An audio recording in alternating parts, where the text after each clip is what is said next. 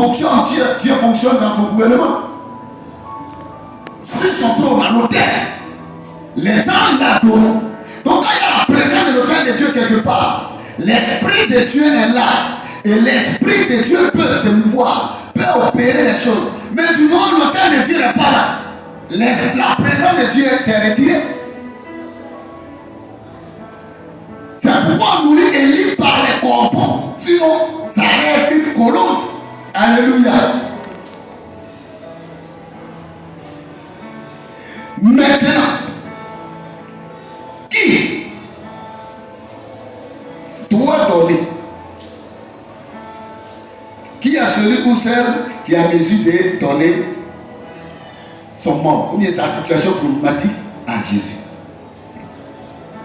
Parce que beaucoup aujourd'hui viennent à l'église uniquement que pour des miracles. Et c'est pourquoi là où la vérité est prêchée, les gens viennent, ils ne peuvent pas se contenir de la présence de Dieu. Parce que Somme, chapitre 1 nous parle de ça. Les méchants ne peuvent pas rester dans l'assemblée des saints. Alléluia. Les gens courent, ils sont pressés pour les miracles. Ils ont dit, si tu dis 3 fois Amen, tu es béni. Ils sont pressés pour entendre des révélations à gauche, à droite. Ils ne sont pas pressés pour entendre l'origine de la création et l'auteur du monde et ses principes. Ils ne sont pas pressés pour s'approcher à leur créateur. Donc, tu as une situation compliquée. C'est la mort qui est avec toi. Ou c'est ton mort. C'est le cadavre qui est avec toi. Mais qui peut donner, qui doit donner son mort à Jésus? Alléluia. Il a dit dans Jean 3,16, tellement Dieu aimait le monde, il a donné son Fils unique, afin que quiconque croit ne périsse point. Donc quand on parle de ne périsse point, c'est la mort spirituelle et ensuite ça devient la mort physique. Amen. Amen. Donc celui qui doit donner sa situation à Dieu, celui qui va donner, présenter son problème à Dieu, c'est celui-là qui reçoit Jésus pour Seigneur et Sauveur d'abord. Amen. Et tu ne peux pas recevoir Jésus pour Seigneur et Sauveur si au départ, si au commencement, tu ne l'aimes pas. Alléluia. Tu ne peux pas dire à Dieu, voyez mon problème. Est-ce que toi tu peux aller dire à un ennemi, tu le vois t'attaquer, un sorcier qui t'attaque la nuit, tu peux aller le matin pour lui dire que Jésus est venu pour que ma situation change en bien? Tu le détestes, n'est-ce pas? Amen. Mais quand tu apprends à un homme de Dieu, il fait des miracles. Déjà, il n'a pas encore fait des miracles dans ta vie par la puissance de Dieu, mais tu l'aimes. Parce que ton frère a envie de te mettre, tu l'aimes du coup, tu te rends dans son ministère. Donc quand tu veux que la situation change, il faudrait que toi-même tu aimes Dieu au préalable, tu reçois Jésus pour Seigneur et Sauveur. Amen. Et quand il est ton Seigneur, ça veut dire beaucoup de choses. Tant qu'il n'est pas ton Seigneur, il ne peut pas devenir ton Sauveur. Et quand on parle d'un Seigneur, c'est une autorité supérieure. Une autorité supérieure, c'est celui qui donne les ordres et son sujet exécute. Alléluia. Amen. Donc,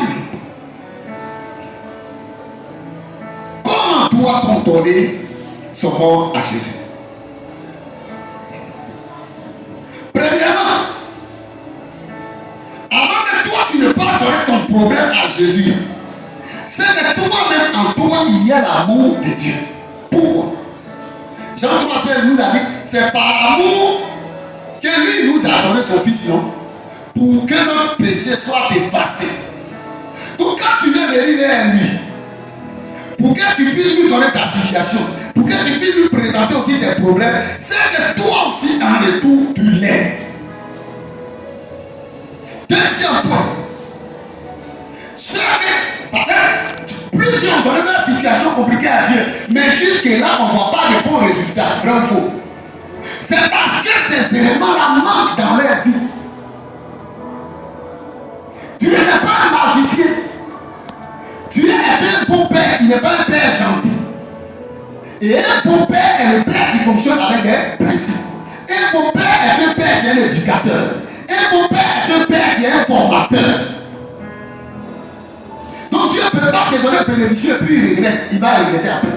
Il dit ma bénédiction n'est suivie d'aucun chagrin. Tu veux avoir du travail, c'est vrai. Tu veux te marier, c'est vrai. Tu veux des bonnes choses, tout ça c'est vrai. Mais ton esprit ne séduit pas. Ta situation compliquée que tu traverses, avant que tu puisses donner cela à Dieu, avant que tu aies un bon résultat, voici les éléments. Deuxième point, quand tu aimes Dieu, il faut croire en lui, il faut lui faire confiance. Amen. Amen. Parce que la foi, c'est une ferme assurance des choses dont on espère, une démonstration de ce qu'on ne voit pas. Quand tu viens vers Dieu et que tu as des situations compliquées, qu'est-ce que toi tu es censé faire? Toi tu dois croire en lui. Élie ici, le prophète n'a pas baissé les bras. La mort spirituelle était dans le pays. Mais qu'est-ce qu'Élie devait faire? Il a manifesté l'amour de Dieu. Amen. Donc, il a cru en Dieu. S'il ne croyait pas en Dieu, il n'allait pas se présenter et proclamer une parole pour dire il ne va pas pleuvoir. Et qu'est-ce que tu vois là? C'est défier le gouvernement. Un prophète qui n'a pas de garde de corps physique, mais dès qu'il croit en son Dieu, il sait que Dieu va le protéger. Il va affronter le roi et son armée avec tous ses faux prophètes. Ça s'appelle quoi? Le sacrifice. Ça veut dire que ça pouvait lui coûter quoi? La vie. La même mort spirituelle, il cherche à rétablir la vie spirituelle. Quand tu vas continuer la suite de l'étude au chapitre 18, là, tu vas voir quelque chose s'est passé. Quand il devait commencer, avant que le feu ne tombe, il a fallu qu'il repositionne l'autel de Dieu qui était renversé, n'est-ce pas? Donc ici le combat de l'homme de Dieu, c'était la présence de Dieu. Ici le combat de l'homme de Dieu, c'était le mouvement, le feu spirituel de Dieu, afin qu'il y ait la vie en abondance dans la vie des gens. Afin qu'Israël soit attaché à leur Dieu. L'homme de Dieu a vu que les gens étaient en train de se perdre. Ils pouvaient suivre la foule et suivre le faux Dieu des 800 faux prophètes qui mangeaient à la table de Jézabel et de son mari Achab. Mais lui, il s'est démarqué. Il n'était pas suivant de foule. Il était suivant de la véritable lumière qui est Jésus. Donc il était seul, mais les autres étaient cachés. Il a risqué sa vie. Amen. Amen.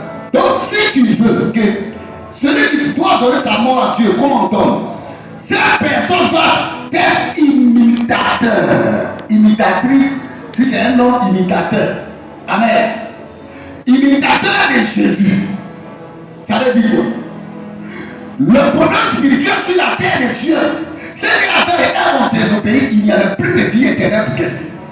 Tu avais un problème sur la terre. Tu es un entrepreneur. C'est vraiment Jésus parle des hommes, de l'église. Il parle du champ de Dieu. Il parle du vigneron. Il parle du figuier. Amen.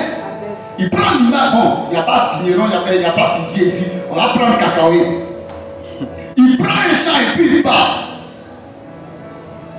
Alléluia. Amen. Il prend l'histoire du cultivateur qu'un homme riche avait donné son champ à ses ouvriers. Quand il envoyait ses messagers pour prendre sa part de moisson, les gens les tuaient. Amen. Les gens les tuaient, c'est-à-dire les gens effaçaient la présence de Dieu. Les gens n'aimaient pas la vérité. Les gens n'aimaient pas les prophètes. Mais cette situation était beaucoup pesant sur le dos du prophète Élie